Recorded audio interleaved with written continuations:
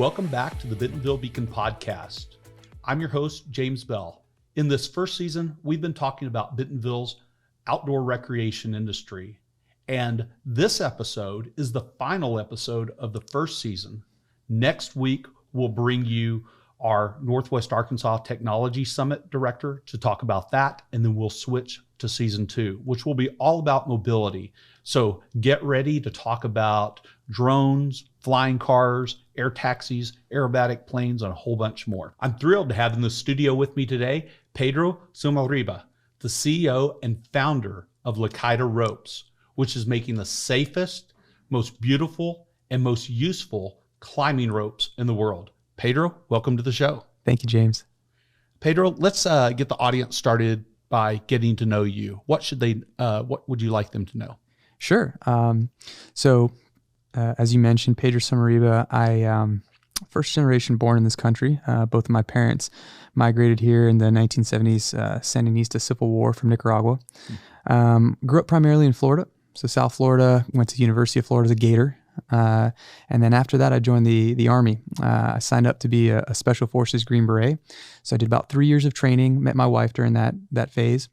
And together we relocated to Okinawa, Japan, where we lived for about 3 years and had our first daughter. And ultimately that was the impetus for us to leave the military. I went from Japan straight to Durham, North Carolina, where I went to business school at Duke. I graduated with my MBA in 2018 and came here to Bentonville to join Walmart in their finance E3 program. Subsequent to that, I moved to a buyer role and just actually came back to Walmart from Marshalltown down in Fayetteville. And so I'm now a senior buyer in planters and birds. Cool. Well, welcome back to working in Bentonville.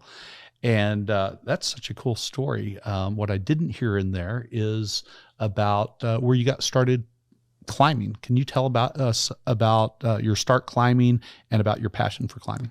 Yeah, sure. So I first started climbing indoors, bouldering, so non-rope climbing, when I was at the University of Florida. There's a gym, it's since been closed, but that was the igniting the passion kind of phase. And then, as you can imagine, in the military, it was like climb when you can, which wasn't often, and there were no climbing gyms in Okinawa, Japan. Mm-hmm. But when I went back to business school, that's when I started to get back into the sport. My wife and I would go climbing when we could. And since relocating to Bentonville, like right that first year we came here was right when Dennis Nelms and his team opened up Climb Bentonville, nice. Which was awesome timing. And so that led me to get back into it, climb more regularly, train with my climbing partner the past almost 4 years, Bailey Whitaker, who also works with me at Walmart. And we started climbing, competitions together, not necessarily to win, but like 24 hours in Horseshoe Hell, local stuff, and then challenging ourselves to get on bigger walls outside of the state too. Nice. Speaking of boulders, how about that boulder they dropped right behind 8th Street Market? Have you been on it yet? I have several times. In fact, we were just eating at, he's just nominated for a James Beard Award there. Yayos, thank you. Yeah. So we just got on the wait list one day for that. We're on a date night. And I look at my wife, I'm like, well, we got 30 minutes to burn. I'm just going to go boulder real quick. But she humored me. And so, yeah, I've been on there quite a bit. What a cool, I haven't seen that anywhere else, that there's just a boulder in the middle of a, downtown arts district. Yeah, it's very cool. It's basically right behind our office. I guess there's something I need to aspire to and go do at lunch. But we were just at Yayo's Saturday night, and every time I go back there and admire the boulder. But have you seen the new art piece directly behind it? I don't think I have. Go check it out. You'll know it when you see it. So what other sports do you enjoy? Sure. So when I'm not climbing around Arkansas at the Ozark Climbing Gym or at Climb Bentonville, the one sport that can hold a candle to my passion for rock climbing is freediving. And that's something I got into while I was living in Japan. No climbing gym, right? So instead I got out on the water a lot and would just get out there with some of my buddies in Special Forces. And, as you can imagine, they probably had some similar interests. And so we just get out there and free dive. I ended up being able to get down to about 96 feet consistently.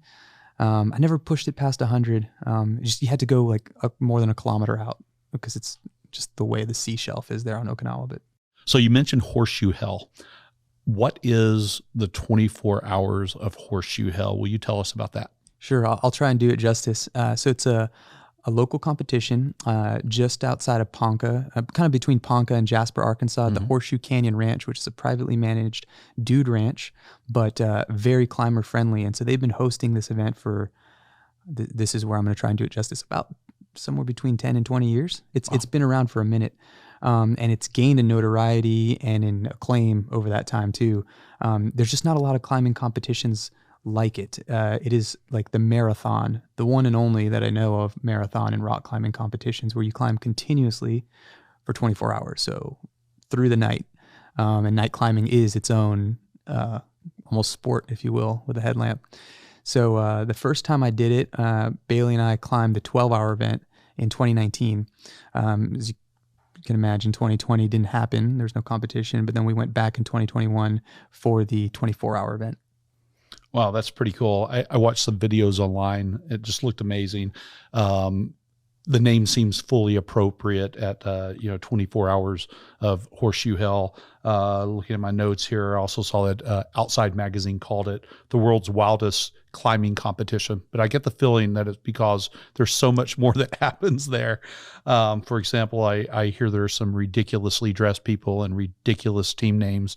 Do you have you dressed up or have any ridiculous team names to share with us? I have dressed up 100%. And we had a team name. It wasn't that fun or funny. Okay. But I dressed up. I put on my eyeliner. I had them. So you can get free haircuts at it. You can also get free tattoos. What? At the event. Yeah. And so I had the barber there cut some hearts into the side of my head, and I had a mohawk going for the duration of the competition. And as you alluded to, there's actually a lot more than just the competition with the competitors.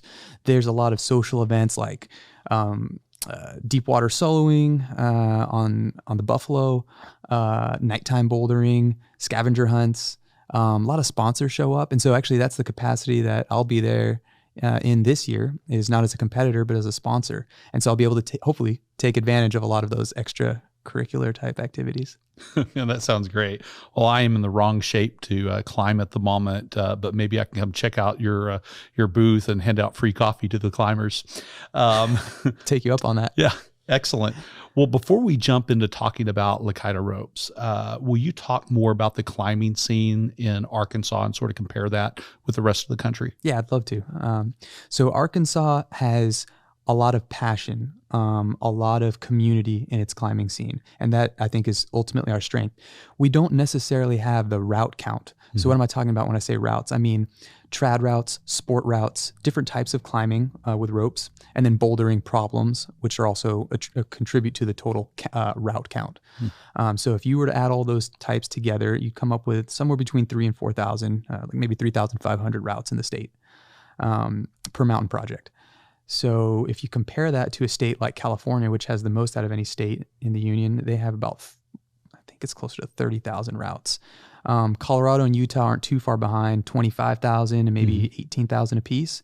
But generally most states have between 2,000 and 5,000. So we're in that realm. But I think there's a lot more to explore here. There's a ton of private land that has some great crags on it. Crags here being just rocks to climb on, climbing areas. And I mean, there's no reason we couldn't have, 10,000 routes. And especially as the sport gains in participation and awareness, you had the Free Solo documentary Oscar winner. It's now an Olympic sport for the first time in the previous Olympics. So it's attracting more and more people to the sport with the confluent kind of trend of people going outdoors more. So you have more people going outdoors and exploring, seeing rock climbing, the bold try it, and the sport grows. So I can only see the sport continuing to develop more in the state. I know the Arkansas Climbers Coalition is doing a ton of good work in terms of keeping up with keeping the trails up, making sure climbers are educated when they go to the crags on leave no trace principles, and just how to maintain that good climbing community that we have. We are poised for some tremendous growth in rock climbing in the state. Very cool. Well, you just sort of set me up for what I was just thinking. Here in Bentonville, we're the mountain biking capital of the world. But in the middle of the country, this is the only place where you have sort of rugged canyons and steep cliffs and huge, beautiful lakes and rivers and streams. In fact, the first national river, the Buffalo River, everything is here. So mountain biking capital of the world. Paddle sports is growing fast here, but I feel like climbing seems to be the next really big growth thing here. Is that accurate? I think that's absolutely accurate. We definitely have it in terms of like natural resources. We have tons of unexplored crags. Maybe some that are explored, but only known to a few. So not really public knowledge. I think the one thing that's missing from the equation is if you think of it in terms of a flywheel, right? You have the like the organizations like the Climbers Coalition that develop. And so the development, adding new routes, making routes safer by rebolting and putting up new, cleaner, more safe hardware attracts more people to the state. People come to the state, they see what the state has to offer in terms of climbing, and ideally they spend dollars here, right? Tourism dollars, or this is where we start to fit in, dollars on climbing gear locally produced. What I intend to do with Lacaida is donate a portion of our sales to the Climbers Coalition, and also direct donations of just static rope to help them bolt. In so doing, they continue to develop more. So they develop more, it attracts more people to the state, growing awareness for not only climbing in the state, but the state's organic companies, the local companies here. So we'll be the first, I think, of our kind to be a rock climbing gear manufacturer in the state. You look at other states like Utah, Colorado, I mean, there's dozens of rock climbing companies, and then maybe 30 to 50 companies in the outdoor space. So that's the kind of environment we're trying to like foster and grow here. I would love to say maybe in 5 years' time we were the first rock climbing gear company, but we're not the only one anymore. That would be great. Well, we can team up and find some of those others. Let's talk about Lacaida Ropes. First, congratulations on taking this entrepreneurial plunge. It is, I was just talking to some folks earlier, and that is a tough thing to do. Been there, done that several times. I don't think a lot of people appreciate just how hard it is. Will you tell our audience about Lacaida Ropes? What's the company all about? Why did you start it? Absolutely. So I kind of put on my merchant hat. So I gained a skill set while I was at Walmart. I learned products, I learned brands, I learned channel strategies. And ultimately, I realized the future is e-commerce, the future is social commerce. How can I bring my skills to bear in that world and do something I'm passionate about? So the very first ropes I bought, I put on Amazon. I didn't do my due diligence in terms of market research. So I bought 10.5 millimeter non-dry, which is less attractive, dynamic ropes, and was buried by the algorithm on Amazon. So subsequent to that, I was like, how can I make this product more successful? And ultimately centered on innovation. I need to innovate in some way. So I came up with this idea for taking maybe white rope and printing cool designs, patterns, prints on it, and or meter marking it, and we'll just, see what works, what resonates with the climbing community.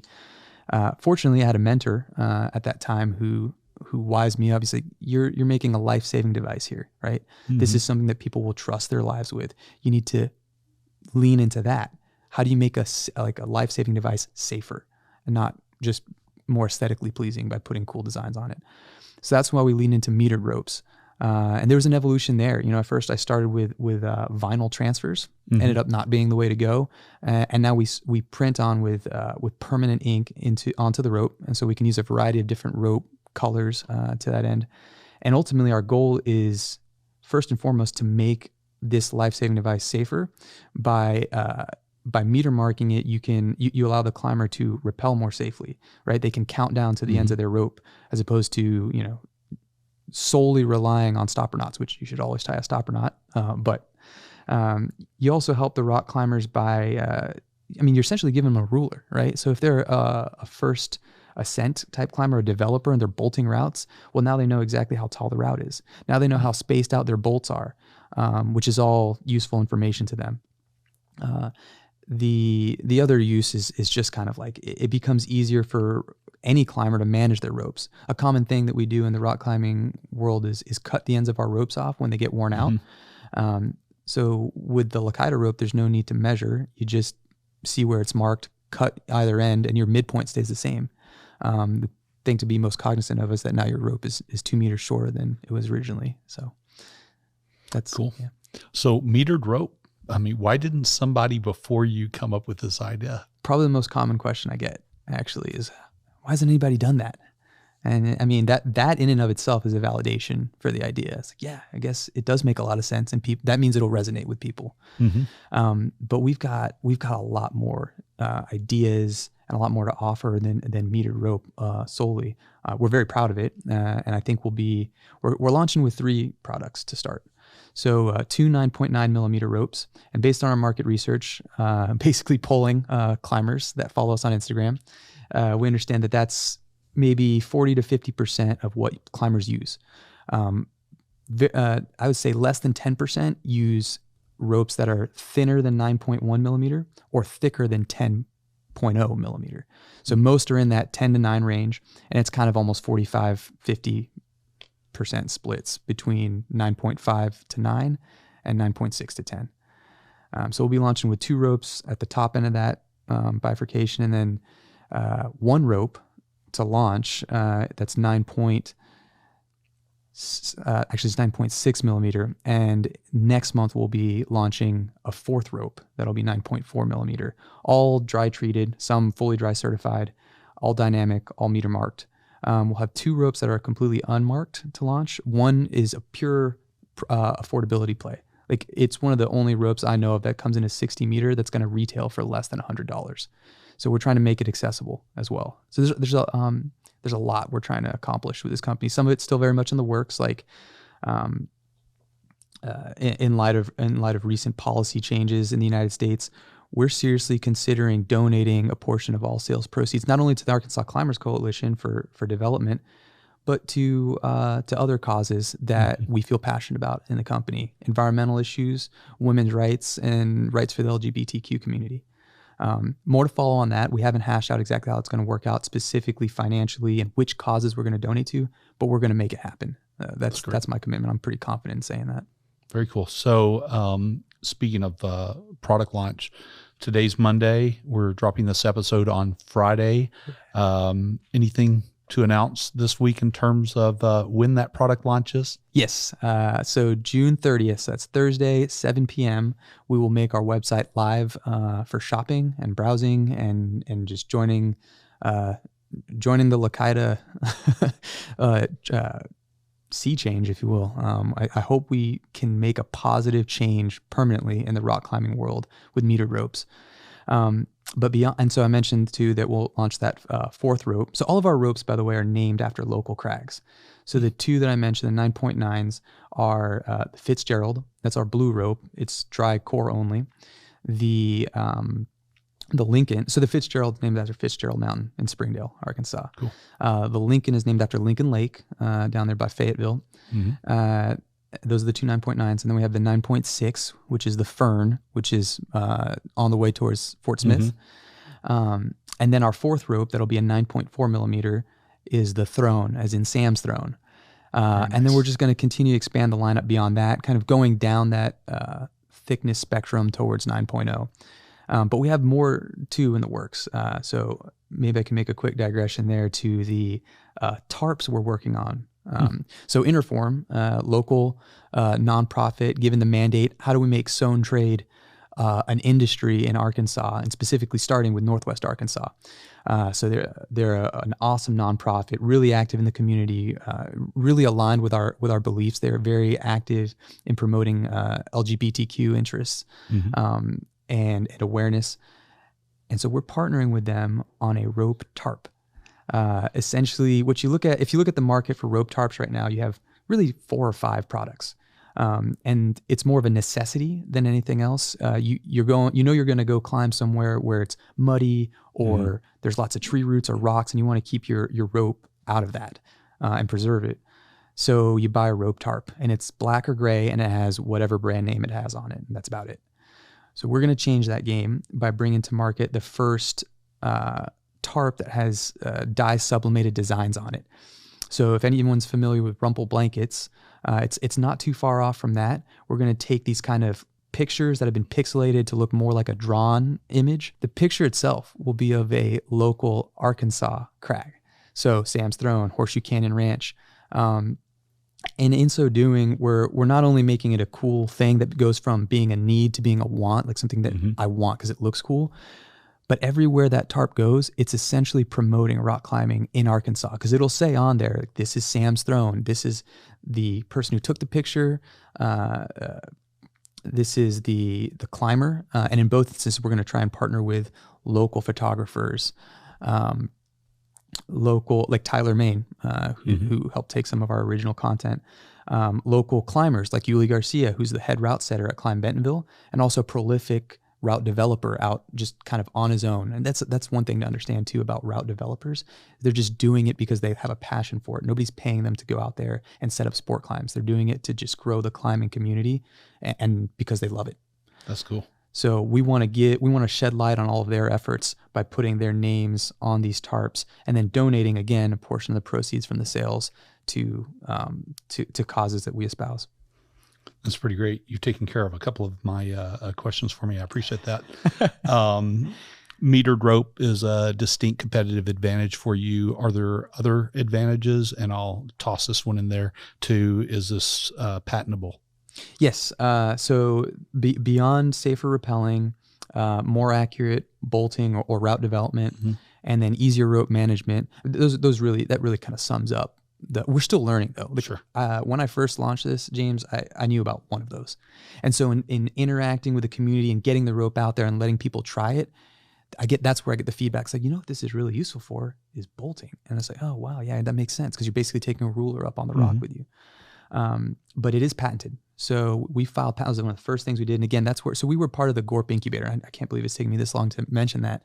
So the Greenhouse Outdoor Rec program is essentially administered by the University of Arkansas and funded by the Walton Family Foundation. And we were lucky enough to be a part of their first class of entrepreneurs and companies. So we were one of four, the other three being Encore Bikes, Trail Tours. I think we're already on the podcast, and American Hunt. And they really steered us in the right direction legally. So we got in touch with the right lawyers, and they steered us in the right direction. We got a patent filed. So we hope to maintain that competitive advantage for the foreseeable future. Yeah. So it sounds like GORP was a real help to you. What would you tell other outdoor recreation entrepreneurs about GORP and whether they should join the program? Absolutely. So if you have an idea for a product or a service in the outdoor industry, you should absolutely look into GORP. As I recall, they are still open in applications for their second cohort.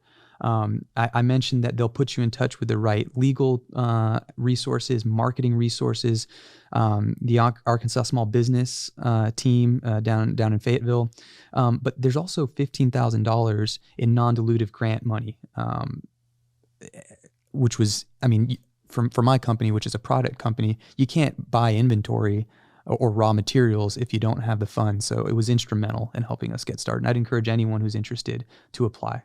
That's awesome. Yeah, the next cohort, it's almost like you picked the words right off the page for me. The next cohort starts August 29th, and you can apply right now through July 10th. And all you have to do is just Google the Greenhouse Outdoor Recreation Program, maybe add in incubator application, and it should come up right to the top for you. That incubator runs right on the other side of the wall from my office, which is, to me, I just think fantastic.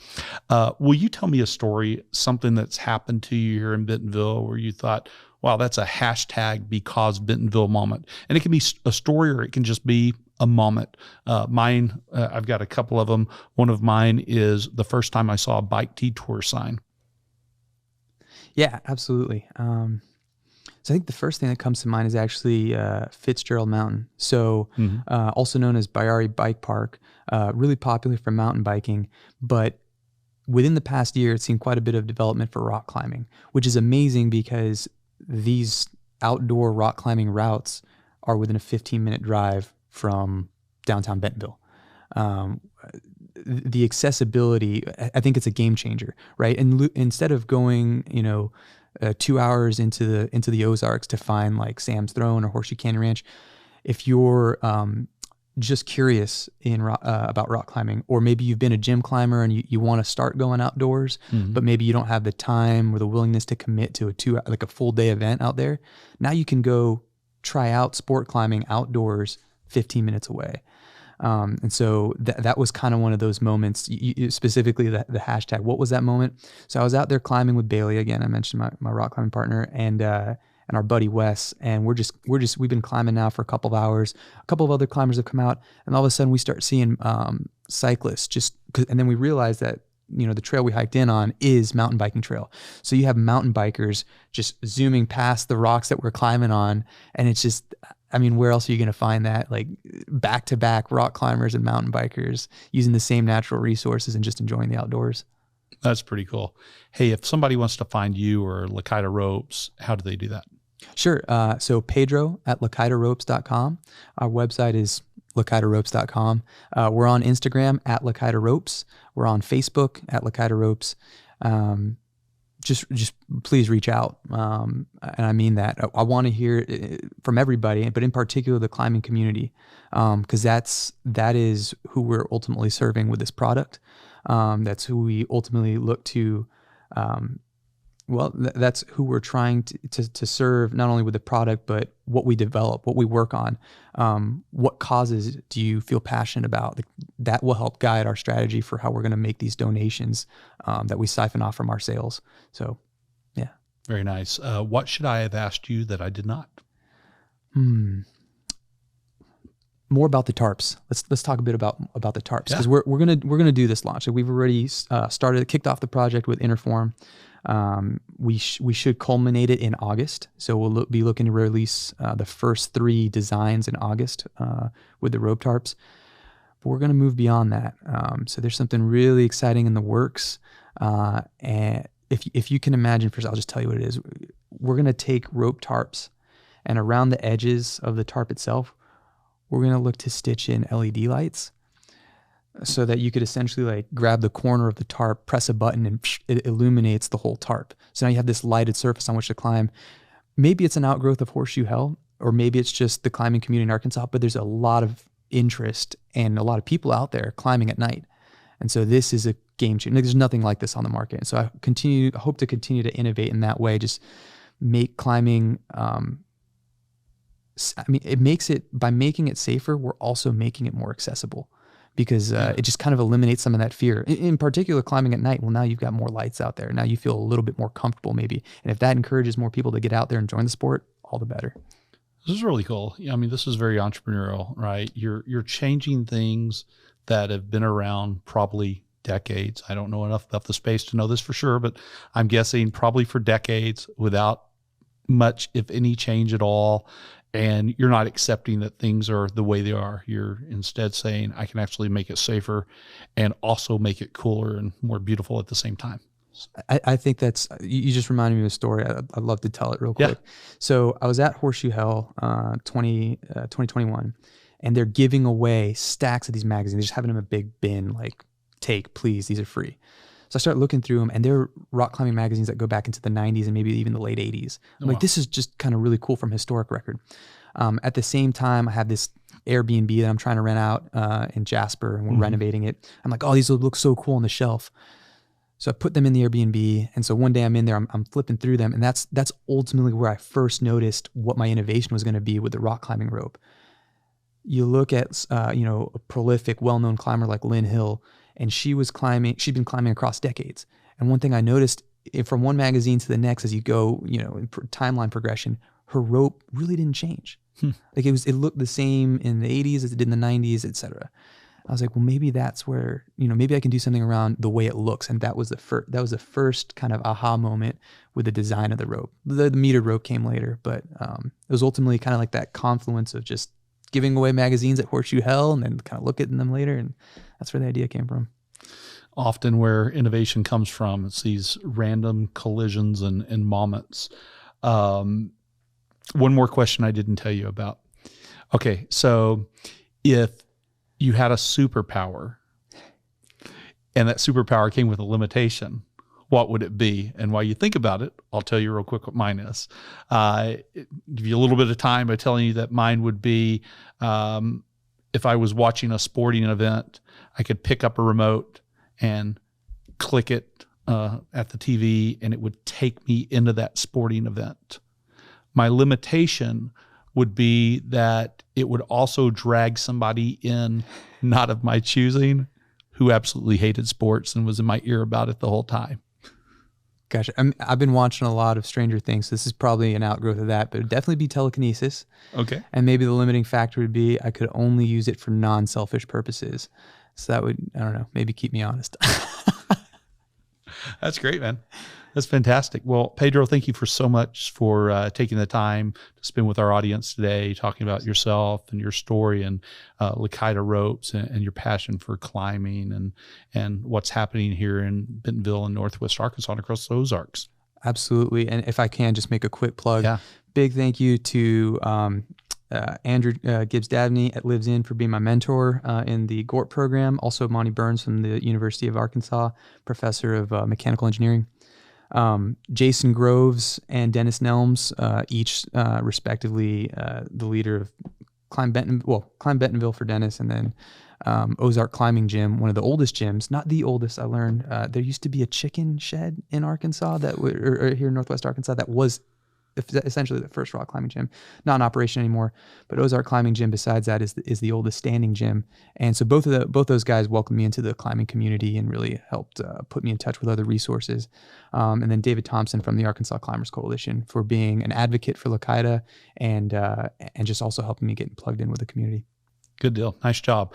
Well, nice tie back to some of our earlier episodes too. So our second episode was Andrew Gibbs Dabney from Lives In, and we talked about GORP earlier. Phil Shellhammer from GORP was the very first episode. He didn't know it until he sat in that chair. Hey, and thank you to our Bentonville Beacon audience. If you like what you heard, come back so you can hear more about Bentonville's businesses and its leaders and people, and learn more about Bentonville and Northwest Arkansas, where you get more of what you want and less of what you don't.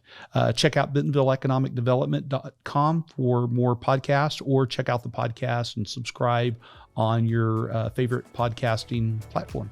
Thanks. See you next time.